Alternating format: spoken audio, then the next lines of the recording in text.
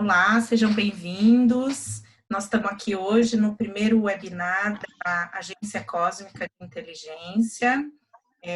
Vamos hoje estar falando aqui para vocês sobre o ingresso do Sol em Áries, que determina o mapa do ano astrológico de 2020.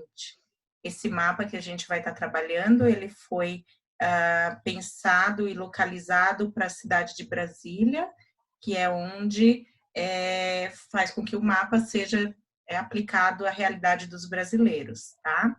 Então, eu sou a Gil Stephanie, eu sou astróloga já há um bom tempo e sou a agente 75 da CIA. Vou passar agora aqui para a Vanessa, estamos aqui a Vanessa Guazelli Paim e a Aline Camargo, que também são agentes. A Vanessa é a coordenadora da Agência Cósmica de Inteligência aqui no Brasil. Então, Van, estou passando aí para você se apresentar um pouquinho e depois para a Aline. Então, é isso. Oi, pessoal, saudações, então, a todos nesses tempos fortes, né, intensos que a gente vive. E, então, a gente está com esse momento agora, retomando esse trabalho da Agência Cósmica de Inteligência, que é um trabalho em português, derivando de um trabalho que eu já vinha participando de uma associação internacional de astrologia, que tem a base na área, que é a Cosmic Intelligence Agency, em que eu sou agente 55, e a Gil também já vinha participando, né, nesse trabalho da Cosmic Agency, e a gente, então, num dado momento, começou a trabalhar em português também, e convidamos a Aline, né, pelo apreço ao trabalho dela também, convidamos a Aline para participar, e a gente vinha desenvolvendo, assim, por um tempo, né, escritos entre nós três e mais alguns outros colegas. E a gente depois passou um tempo, né, por diversos motivos, assim, a gente tinha dado um tempo nesse projeto, estamos retomando agora, então. E é uma satisfação estar aqui com essas duas colegas que eu aprecio, com quem eu já tive excelentes interlocuções astrológicas, né? Então, muito bom estar aqui com todos vocês nesse momento, né? Que é um momento assim tão forte da humanidade, tão esperado por nós astrólogos, no sentido de que sabíamos que vinham tempos fortes, né, pela frente, que esse ano é um marco histórico, né, nessas transições fortes que passam a humanidade, e esse mês de março em especial, né, a gente sabia também que evidenciaria isso, né, de uma maneira um tanto intensa. E a gente retoma, então, nesse momento, com esse ingresso, né, do Sol em Áries, nesse movimento a gente retoma esse trabalho aqui juntas. Então, sejam todos bem-vindos, né? É uma satisfação estar aqui com vocês e, bom, eu já pedi para me apresentar, né? Também, então, isso, eu, né, sou astróloga há alguns anos já, né? E 3 décadas, na verdade, desde que eu aprendi a calcular mapa à mão, né? E contando, então, desse momento inaugural, né, da minha liga com a astrologia, e venho trabalhando com astrologia já, né, há um bom tempo, participando das interlocuções astrológicas no âmbito da astrologia em inglês, em espanhol, em português, o que é uma grande satisfação, esse trabalho com os meus colegas pelo mundo. E fui presidente da CNA, né, a Central Nacional de Astrologia, que faz também um trabalho bem importante de astrologia no Brasil, e a qual eu saúdo, né? E então é isso aí. Então pedi então para a Aline também se apresentar e a gente dá início aí a esse momento de hoje. Vamos lá, então. Boa tarde a todas, a todos e todos. Eu sou a Aline Camargo, eu sou agente 76. Para mim é de grande satisfação e de grande alegria estar aqui com vocês hoje, né, e participar desse processo todo de observação do céu, de observação desses ciclos que, nesse momento, dá uma arrochada em todo mundo e nos convida a repensar tudo que a gente tem na vida, né, repensar como é que a gente se coloca nesse mundão todo. Eu acho que a astrologia, eu posso me dizer astróloga há 13 anos, sou a mais jovenzinha em tempo de estudo, mas eu penso a astrologia como natureza, né, como uma grande filosofia de vida, e ela me acompanha desde quando eu ficava deitada no céu, em cima da casa do meu avô, observando o céu e olhando para as estrelas e vendo o estrela cadente caindo. E eu acho que ali foi meu primeiro contato, sem grandes nomes, mas observando o movimento do céu, né? Hoje podendo traduzir toda essa conversa e compreendendo ela e estando aqui com vocês. Ai, meu Deus, vamos que vamos. Não tá simples, não. Agradecida, meninas, vamos lá. Vamos lá. Então, eu vou compartilhar aqui um pouco o nosso mapa, né, que a gente preparou aqui para que todo mundo possa estar acompanhando. Para quem não conhece, a gente também tem um website, que é agência, acho que se você procurar no Google Agência Cósmica de Inteligência, você já consegue visualizar ali o nosso website, ok? Então, vamos lá. Aqui a gente fez, então, a localização aqui no lado esquerdo da tela, né? A gente tem a localização do mapa astrológico para a cidade de Brasília. E do lado direito a gente tem a composição dele com o mapa natal do Brasil, tá? Então, hoje a gente, como na astrologia o tempo sempre é bastante curto, a gente vai se deter só nesses dois mapas, que já dava para a gente estar falando durante o dia inteiro um pouco mais, né? Mas vamos lá. Vou começar aqui com o ano astrológico que a gente tem aqui, a coisa mais importante desse ano. Ele é um ano que é marcado por uma grande conjunção, que só acontece a cada 800 anos, que são os planetas Plutão, Saturno e Júpiter. Eles estão no signo de Capricórnio, e se juntando a ele tem o planeta Marte e também a Palas. É uma configuração bastante especial e bastante perigosa ao mesmo tempo, porque ela envolve planetas de natureza muito complexa. O Plutão, que é um planeta dos grandes ciclos, das grandes transformações. Esse ciclo do Plutão no signo de Capricórnio, ele começou lá em 2008, foi a época da recessão financeira no mundo, né, que os bancos praticamente faliram e muitos governos, vamos dizer assim, salvaram instituições bancárias.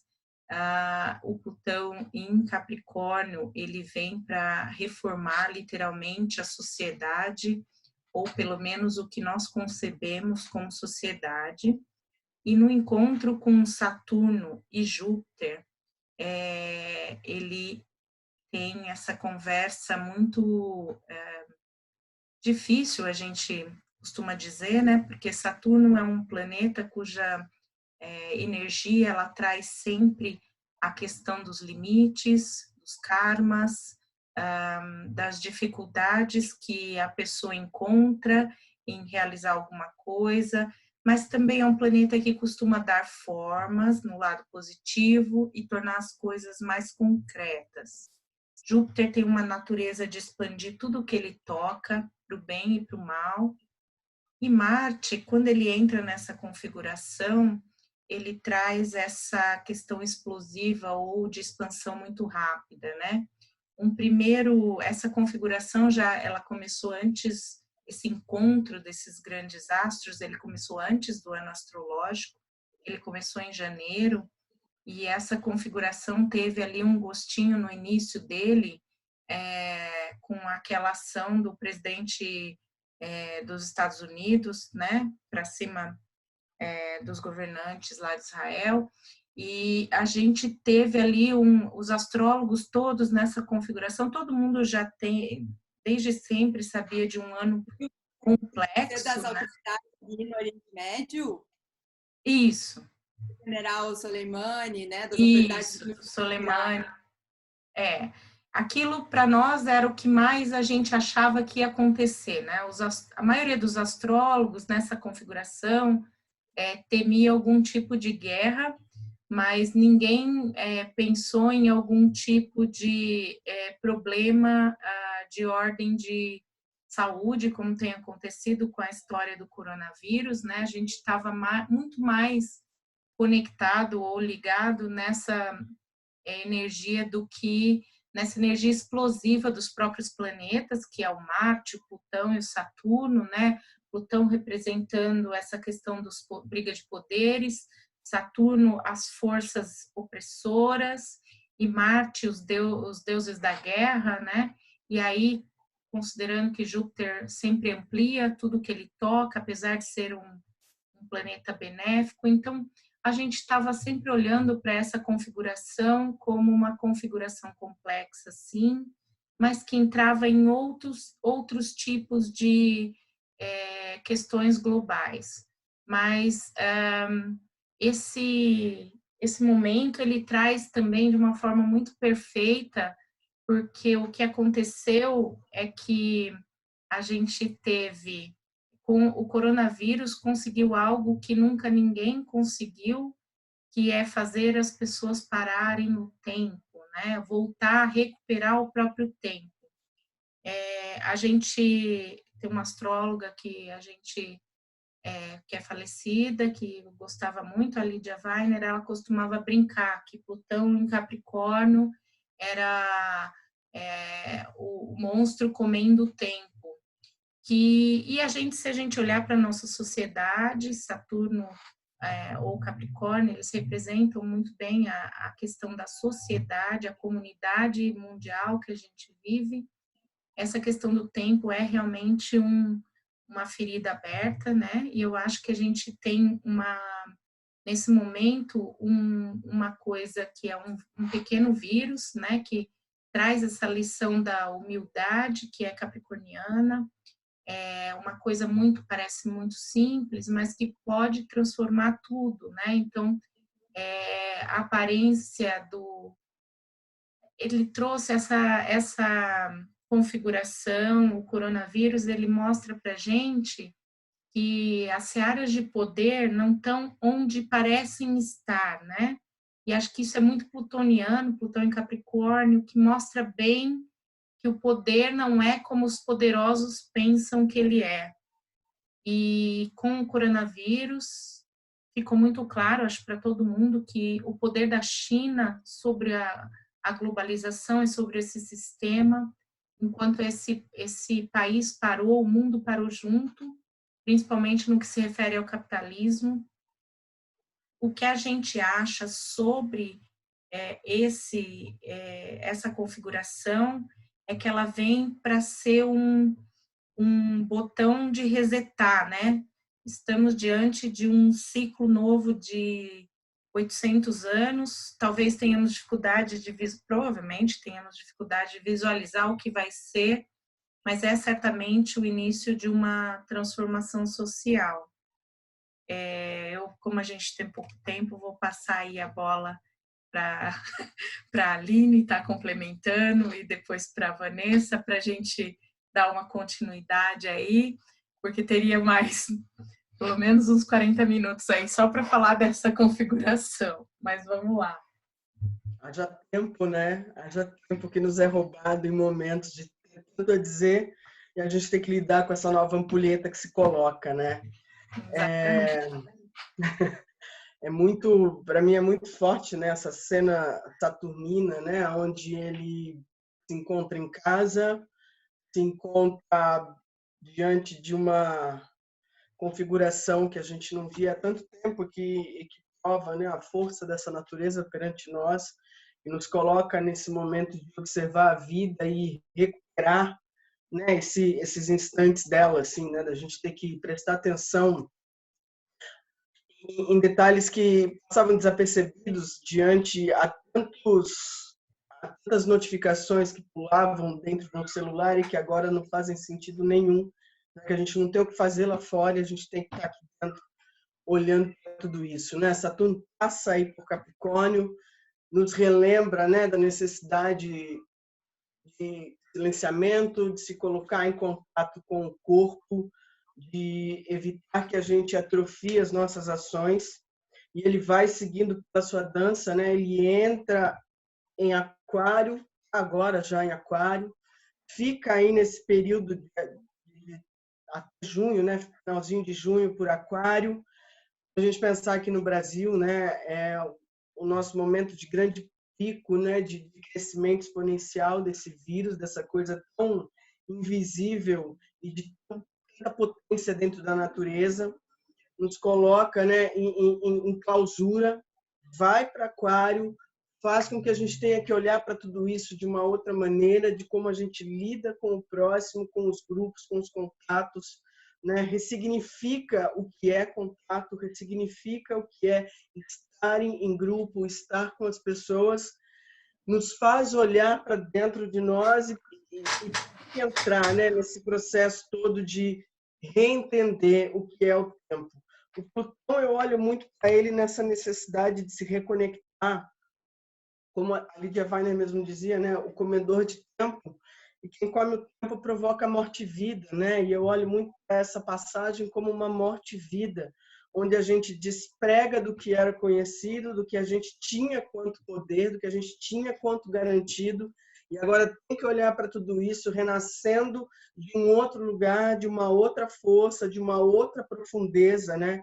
Então, assim, para mim é um momento muito sensível e muito potente, onde a gente é convidado a desconstruir tudo que a gente construiu dentro dessa potência que é o ser humano, diante de uma natureza que é imensa e muito maior que a gente, fazendo a gente olhar de novo para esse tempo, olhar de novo para esse convívio e, de repente, até dar um novo valor, né? De repente não, mas ter que dar um novo valor para o que é estar com o outro, o que é estar diante dessas novas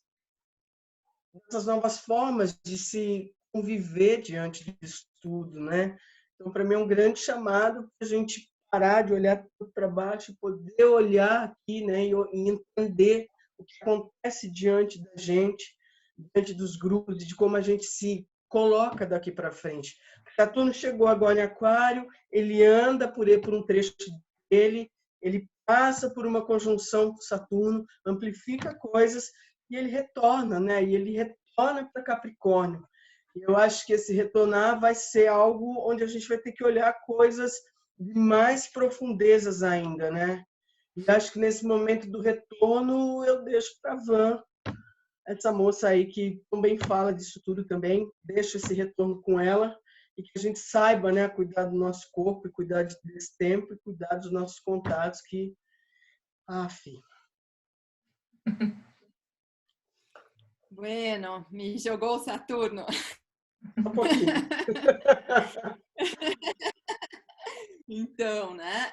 Pois é, e aí isso me remete a um texto que eu escrevi em janeiro, né, nesse momento desse auge de um desses aspectos principais, né, que a Gil mencionou no início, né, essa conjunção que a Aline também estava se referindo, do Saturno com o Plutão, né, em Capricórnio, que foi ali em janeiro, um auge único, né, que às vezes os trânsitos passam mais de uma vez, ali mas contundente, reverberando na medida em que os planetas se somam, né, a esse aspecto e seguem, né, desenvolvendo esse processo aí ao longo desse ano. Mas então né, na ocasião eu escrevi um artigo falando que justamente, né, esse ano de 2020 ele começou com um fim e termina com o início, né? Então essa é uma perspectiva que me parece importante, útil da gente ter nesse momento, porque esse mês de março ele evidencia, ele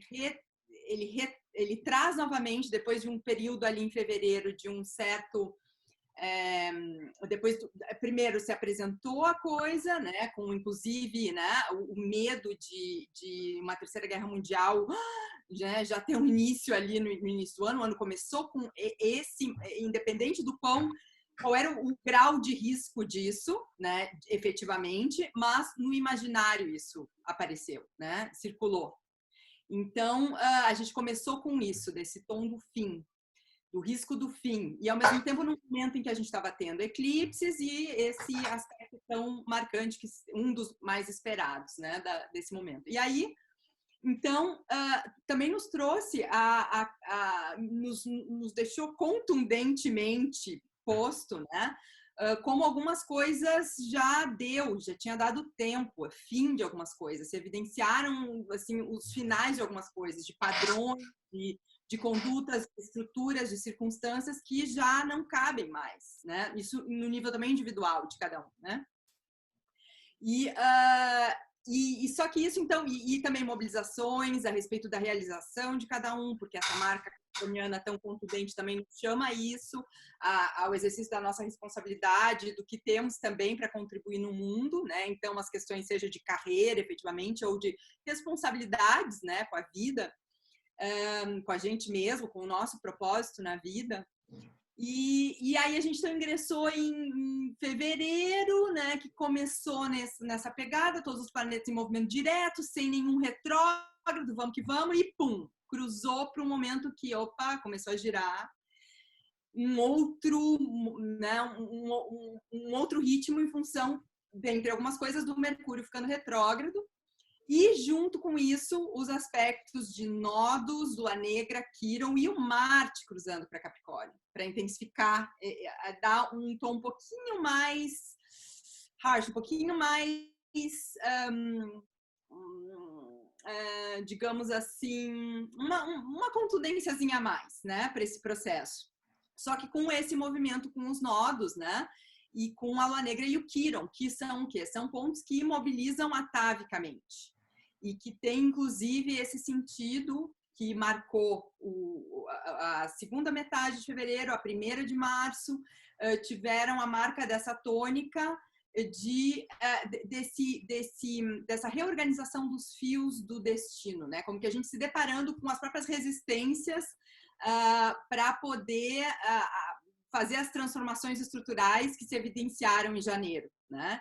Então, ali se apresentaram as resistências, desde o nível pulsional da gente mesmo, de uma maneira bem individual, pessoal, e mesmo, enfim, no mundo, como o fato de que, bom, as agendas começaram a ser alteradas em função, né, do vírus, da propagação do vírus, quer dizer, os países que ainda não estavam, né, que a ficha ainda não tinha caído, já tinham um efeito econômico em função da China não estar podendo, né, andar com a economia, né, com os fluxos de mercadoria e tal, da mesma maneira usual. Então, quer dizer, ali começou essa coisa de, opa, um rearranjo, mas numa certa introspecção, né? E que aí, quando chegou a lua cheia, com o Mercúrio de março, com o Mercúrio ficando direto, o auge desses aspectos de Lua Negra Quirón e Lua Negra Nodos, bum! Para essa segunda metade, as promessas do ano se evidenciaram, né? E os assuntos de janeiro retomados, né, a pleno. Não digo a pleno, mas fortemente, né? Não digo a pleno porque nós temos um ano pela frente em que temos mais aspectos se desdobrando, mas que então, com essa marca, né, dessa noção de fim, né, em vários sentidos, né, que a gente possa pensar disso, né? E aí a gente caminha, então, para ter essa perspectiva de que a gente caminha para um momento ali no final, em dezembro, quando Saturno, que agora está, né, a 0 de Aquário, recém-ingressado, ele vai, então, fazer esse retorno a Capricórnio, como a Aline estava mencionando, para finalizar alguns assuntos, né? E aí ele ingressa para valer em dezembro, de novo em Aquário, aí para valer, e fica até março de 2023, né? E aí, ali em dezembro, ele vai fazer esse ingresso em conjunção com Júpiter. E essa conjunção com Júpiter não é qualquer, porque é esse marco que remete, inclusive, a esse ciclo de 800 anos que a gente está se referindo, a um ciclo que a gente também pode pensar de 200 anos, e um ainda menor de 20, todos eles significativos, né? Que tem um efeito propriamente de interpretação das questões sociais, né? Socioeconômicas, né? Desde a astrologia tradicional, essa conjunção marca isso. Então, essa passagem, né, para realmente essas condições se darem por um período de 200 anos em signos de ar. E ali, então, marca o início de um movimento, né? A gente está, então, num processo, esse ano ele é muito contundente por essas marcas dessa conjunção de Saturno com Plutão no início, marcando um fim, e no final, um início com Saturno-Júpiter. Não que tudo se dê apenas esse ano, né? As transformações na humanidade seguem reverberando ao longo dessa década de uma maneira forte, né? E com diferentes momentos, que a gente até pode, eventualmente, num outro momento fazer, né? Uma abordagem da década, que também pode ser bem interessante. Mas, então, né? A gente tem essa perspectiva que diz respeito, então, esse ano não é que se dá tudo nesse ano, mas esse ano marca, de fato, é um ano marcante de uma mudança do sistema mundo, né? Que é complexa, que não se dá toda apenas em um ano, não é isso, mas é um antes e um depois. A gente não volta mais ao mesmo estado de coisas, né? E nesse sentido, tem isso de como que é que a gente se situa, né? Então, a gente, pequenininho, cada um, né? E tem como a gente se organiza, como a gente se situa e compreende esse momento, que é muito importante, porque a gente tem toda uma questão atualmente com guerra de informação, né, com situações como a do Julian Assange, né, um cara que está preso, sendo torturado simplesmente por revelar verdades, né, que dizem respeito, são de interesse público, né, revelando crimes de guerra, né, e isso documentado, né, não meramente especulativo, e que foi transformado como se fosse ele o vilão, né, e deixado de lado o que é que ele está revelando, né? Como se fosse importante o fato dele ter revelado coisas que não devia. Bom, mas e que coisas são essas, né? Então, então tem uma importância aí disso da verdade, né? De poder trabalhar com a nossa conscientização também. O que é esse momento que a gente vive? Porque como a gente compreende essa realidade, esse sistema que está em transição, importa muito para como a gente concebe essa transição, né? E o que a gente faz com isso? Sim, de um pequenininho de cada um, mas esse pequenininho, quando somado, ele tem muita força, né? Muita força. Como o dizer, né, dos chineses enviando materiais, né, para auxiliar a Itália nesse momento, dizendo, né, então, que somos folhas de uma mesma árvore, somos ondas de um mesmo oceano, somos flores de um mesmo jardim, né? Então, isso mas de verdade, né, essa compreensão disso, né, de quanto essa soma, isso está nesse Saturno em Aquário, né? Isso está nesse Saturno em Aquário, porque é como que o pequeno posicionamento, né, vários pequenos posicionamentos estruturam ou reestruturam, né, uma configuração social, né, Aquário. Além do que, né, Van, até nessa configuração do Saturno em Aquário, a gente tem uma boa representação desse isolamento social que está acontecendo, né? O Aquário, para quem não sabe, ele é um signo de muitas pessoas, mas também de muitos grupos, mas também é um signo que fala do social como um todo. A hora que entra Saturno ali, Saturno é como se ele nos privasse dessa possibilidade de estarmos em grupo, né? E da própria liberdade, né? Que e tem exatamente, é como se ele quisesse ali nesse momento organizar os grupos ou então botar ordem em algo como a internet, né? Eu acho que assim o surgimento da internet desde do que houve, ele sempre foi algo complicado para as pessoas administrarem, né? Ficou meio caótico, virou muito fake news. Eu acho que nesse momento, a hora que o Saturno entra em Aquário, e no mapa do ano a gente tem a Lua em Aquário, isso significa que as pessoas vão estar muito mais conectadas com a tecnologia, e a tecnologia tem sido aí o refúgio de muitas coisas, e o Saturno traz todo esse medo, né, desde a conjunção, então esse espalhar do medo juntou nessa conjunção desde o início, e a gente tem aí que lembrar que esse medo, ele na verdade é prejudicial, no sentido que você só tem medo, a gente só tem medo de algo que vai acontecer, porque se estiver acontecendo já é trauma, não é medo.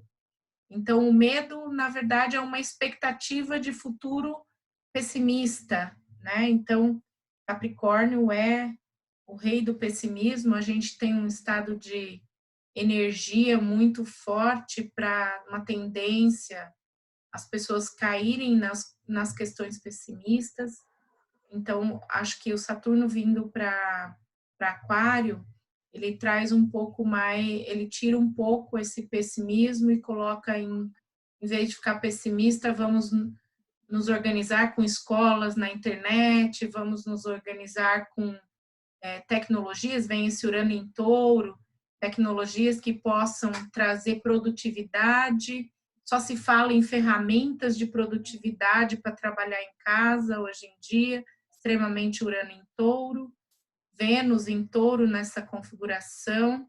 E eu queria que vocês falassem um pouco de uma coisa que é esse Sol, que só tem aspecto com Quiron e com a Lilith, né? Um Sol oficialmente para aspectos maiores, que a gente chama desaspectados. Para quem não sabe, o Sol representa aí os governantes nos mapas, né?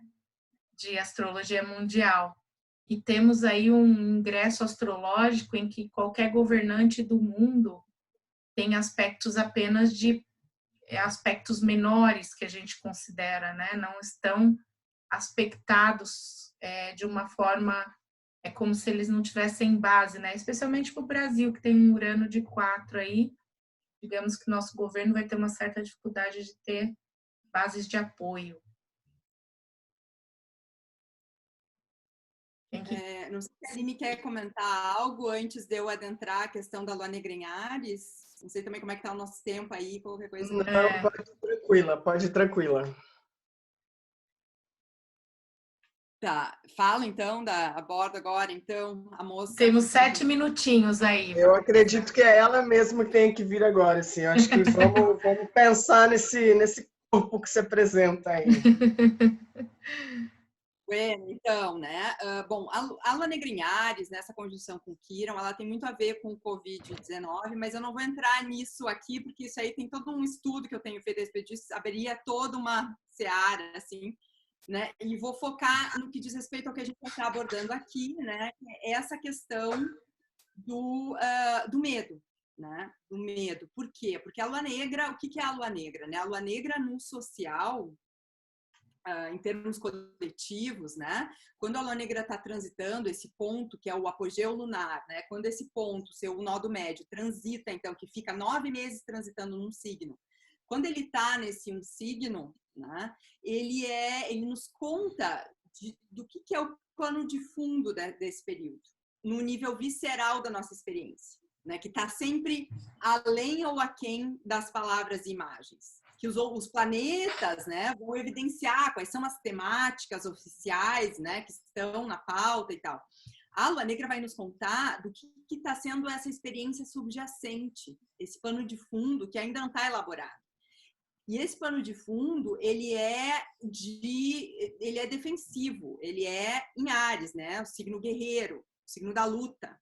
Então, do instinto da própria sobrevivência, o signo do nascer, né, do existir, da agressividade necessária para abrir um espaço e existir no mundo. Então, esse surgir, né, o emergir, o ser capaz de se defender a própria existência. Então, Lua Negra em Áries nos evidencia, né, aparece o medo da impossibilidade disso e, ao mesmo tempo, a convocação a isso, a prontidão dessa defesa. E a Lua Negra em Áries, pessoas que têm Lua Negra em Áries têm um reflexo muito bom. São pessoas que têm, sabe isso assim, vai cair um copo, pá, aquela pessoa que estava meio de lado, pá, quando você vê ela segurou o copo antes de cair. Isso é típico de pessoas com Lua Negra em Áries. Tem esse instinto ultra rápido, reativo, que aí, se ficar só na reatividade, está sujeito à violência, né? Que é quando é isso, quando está no medo, né? E aí está sujeito só à reatividade violenta, como as pessoas se degladiando no supermercado, né, e tal, por exemplo, né, fazer um recorte básico, assim. E quando... e aí o que está sujeito, então, né? Uma violência como forma de compensar aquela sensação de falta de capacidade, né, de se defender. Então, aí um exagero, falta ou exagero, né, ou excesso.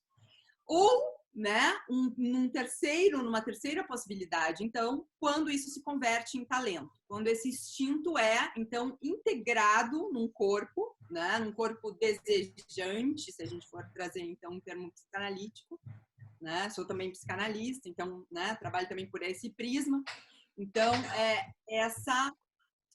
isso de quando a gente se inscreve propriamente no corpo, né? Quando o corpo não é um mero pedaço de carne à mercê dos instintos básicos de sobrevivência, mas quando há uma inscrição do sujeito, né, nesse corpo. Então, aí é o talento, e aí é um talento visceral. E então, a Lua Negra em Áries nos pede presença física. Então, isso é muito importante, porque nesse momento é crucial que estejamos presentes no nosso corpo, apesar do momento de quarentena. Então, se precisar, pula, né? Pula, se não tiver como fazer outra forma de esporte, em alguns lugares até dá, né? Em alguma medida, dependendo do espaço que a pessoa tem. Mas dançar fortemente aí pelo próprio Netuno, que marca o ingresso dessa Lua Negra em Áries, então tem esse tom que junto com Áries, né, a importância da criatividade para a gente estar mais presente e não meramente reativo ao medo, né? Mas de fato poder estar mais presente. E algumas figuras interessantes com esse posicionamento no seu mapa natal, Osho, Jean-Paul Sartre, né, que assim seria, né, um ícone magnífico para a gente pensar a Lua Negra em Áries, né, essa prontidão, né, esse estar presente, afiado em si, que é o que nos dá a real capacidade para lidar com o que for, porque a gente não tem um controle absoluto dessas circunstâncias, né? Não, mas a gente pode trabalhar esse domínio de si, a partir dessa presença no corpo, né? E aí, estando atentos a isso, a gente percebe o nosso instinto também ficar mais vívido, né? O nosso reflexo para por onde a gente precisa caminhar, né? E por onde a gente se situar com as coisas e por onde responder e não meramente reagir, né? Mas por onde responder à vida. Isso se faz urgente. Então, a gente pode tomar esse período, inclusive da quarentena, como um treinamento para os tempos que vêm, né? Porque em algum momento, nessa quarentena, que ela vai, a gente não sabe ainda o tempo exato, mas ela se estende, só que tem uma hora que vamos cruzar outras circunstâncias. E a gente precisa estar mais pronto possível no sentido dessa apropriação de si, né? Desse afiar de si, né? Dessa presença consigo mesmo, que nos deixa daí mais prontos. E aí isso também alivia algo da tensão, né, do medo. Deus não dá o frio maior que o cobertor. Né? Então, eu acredito que você falando, desculpa, mas acredito que você falando nisso tudo assim até evita a gente entrar nessa névoa netuniana e saltar da ansiedade, né? Saltar desse medo, saltar desse trauma, né? Saltar desse terrorismo que pode internamente gongar tudo que a gente pode criar desse aspecto também, né? Aproveitar a criatividade, que sempre é ainda mais absurdamente vívida, né, em momentos fortes. Então, a gente podia não estar, né, talvez assim, pedindo, né, por momentos fortes, mas se estamos neles, aproveitemos a riqueza que há da melhor maneira possível, né? Claro. Honrando a nossa existência da melhor maneira possível, né? Cuidando de si, né? Nessa presença consigo mesmo.